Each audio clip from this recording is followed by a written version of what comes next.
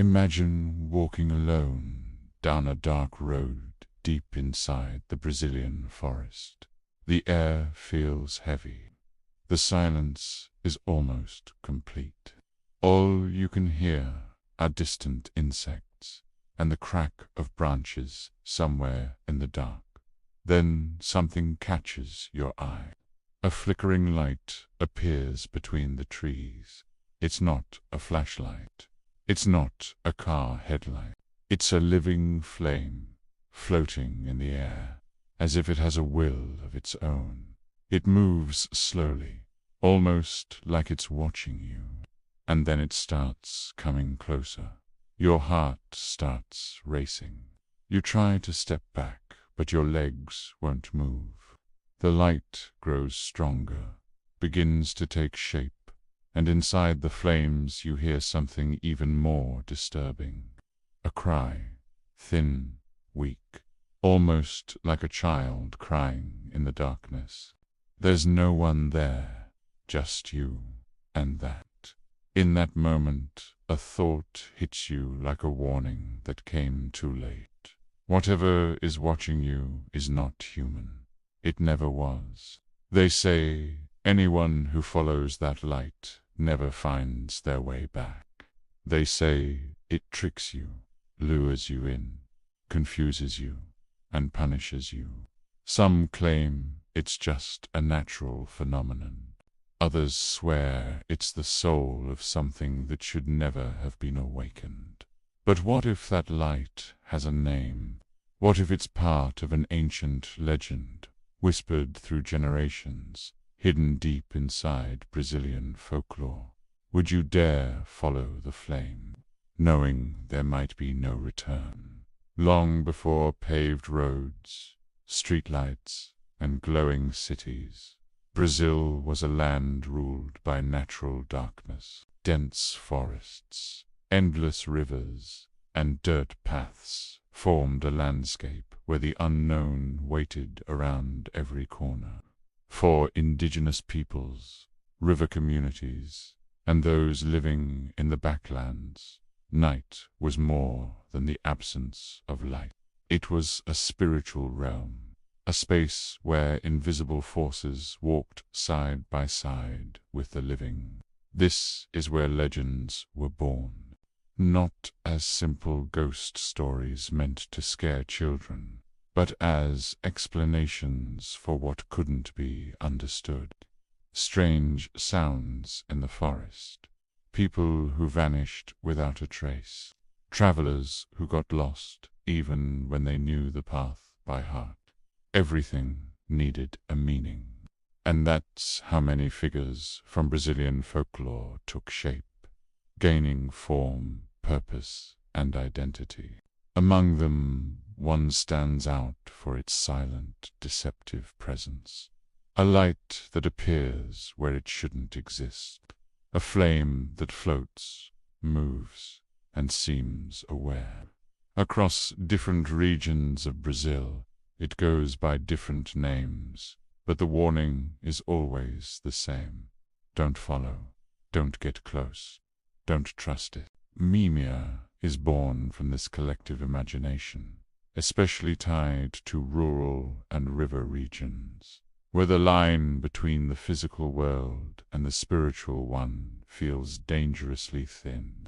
Passed down for generations, the legend survived centuries, changing with time but keeping its dark core intact, a presence that attracts curiosity and condemns disobedience. Some believe Mimirã is the restless spirit of someone who committed a terrible sin. Others say it's an ancient entity, older than European arrival, created to protect the forest and punish those who disrespect it. But every version shares the same thing: fear, a quiet fear, one that doesn't scream. It freezes you in place. And when the light appears in the darkness, it doesn't matter what you believe. The legend stops being just a story and becomes a choice. They say, Mimirã doesn't appear to just anyone. She only shows herself when the night is completely closed in, with no moon in the sky, when the forest feels more alive than ever. Her first sign is almost always the same, a small bluish or pale flame, floating just a few feet above the ground, as if it were suspended between the sky and the earth. It doesn't light the path, it simply reveals itself, and that's what makes it dangerous. Those who see Mimirã for the first time rarely feel fear right away. Quite the opposite. There's an unexplainable sense of fascination. The light feels familiar, almost comforting. Some say they feel a strange relief, as if the flame were a known presence, calling them by name. Others claim they hear whispers, promises of help, voices that imitate loved ones. The legend says Mimirã feeds on human curiosity. She slowly moves away, always keeping a safe distance, forcing the person to follow. The farther you walk after the light, the more confusing everything becomes. Familiar trails vanish. Trees seem to shift. Time loses its meaning. Minutes turn into hours. Hours turn into nothing at all. Some versions of the legend say Mimirã takes the shape of a crying child wrapped in flames, using the sound to lure lonely travelers. Others believe she is the spirit of a condemned woman, trapped between worlds, forced to wander forever, deceiving anyone who crosses her path. In every version, the ending is the same. Whoever follows the light gets lost. Some are never seen again. Others return days later, disoriented, with no memory of what happened. There are reports of people found miles away from where they disappeared, feet badly injured, clothes torn, eyes empty, as if they had witnessed something impossible to explain. The elders warn that Mimirã cannot be confronted. She doesn't react to prayer, and she isn't afraid of courage. The only way to escape is to ignore her completely. Don't look, don't answer, don't follow. They say that the moment you recognize the light as something unnatural, it loses its power. But by then, the trap may already be set. And that's when the question that haunts everyone who knows the legend begins to surface. Does Mimirã deceive out of cruelty or out of necessity? As the years went by, stories about encounters with Mimirã began to spread through riverside towns and small villages deep in the countryside. Most people brushed them off as simple superstition, the kind of story elders tell to keep children out of the forest. But there was something about these accounts that couldn't be ignored. The similarities were undeniable, and the description of the light, almost always the same, cold and hypnotic, made it hard to believe it was just coincidence.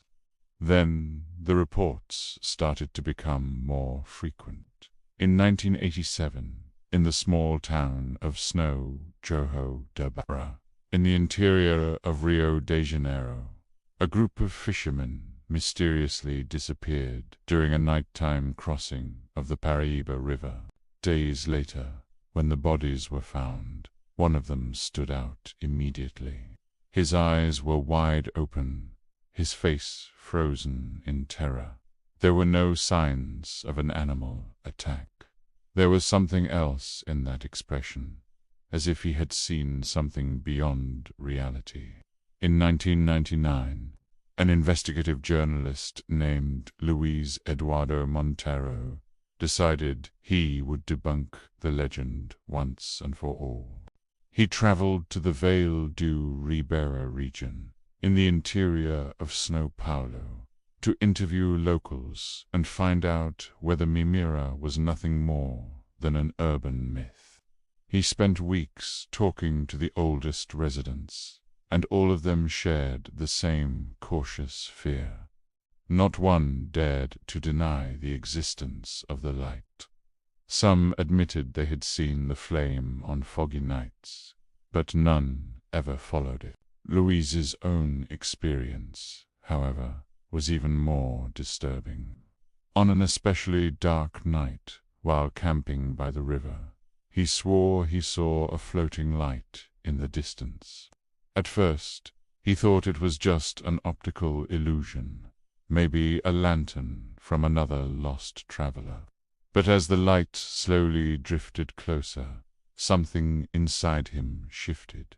The discomfort was overwhelming. He didn't get up to investigate. Instead, he stayed perfectly still, watching as the light slowly moved away. By dawn, the light was gone.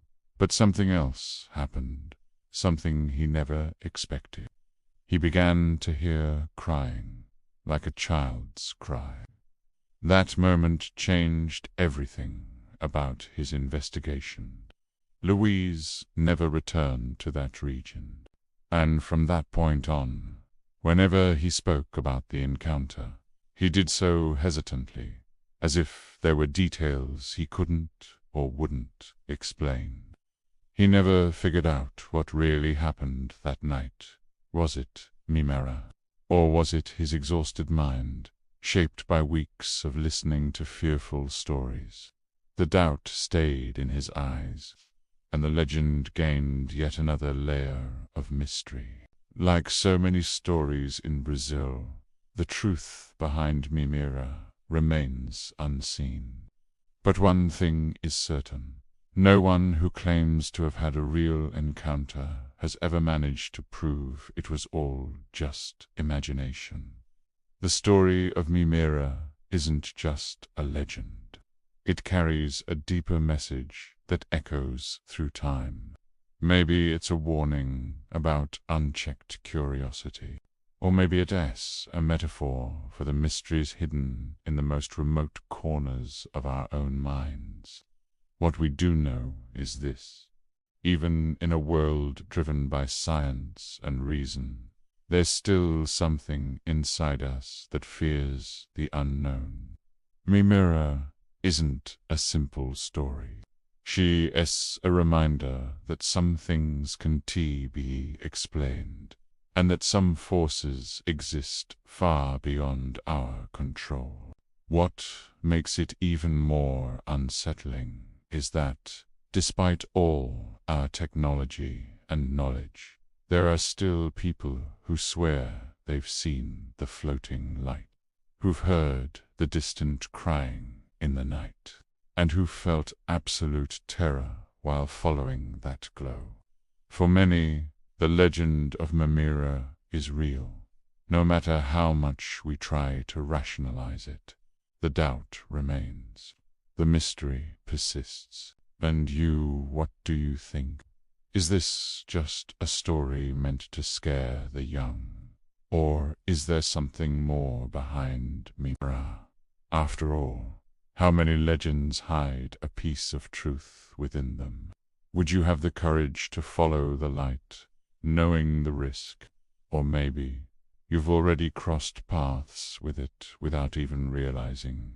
If you enjoyed this story and want to explore more legends and mysteries from Brazil and around the world, don't forget to like the video and subscribe to the channel. Here on Urban Secrets, there's always something new to uncover, always another story to get lost in, and maybe find yourself.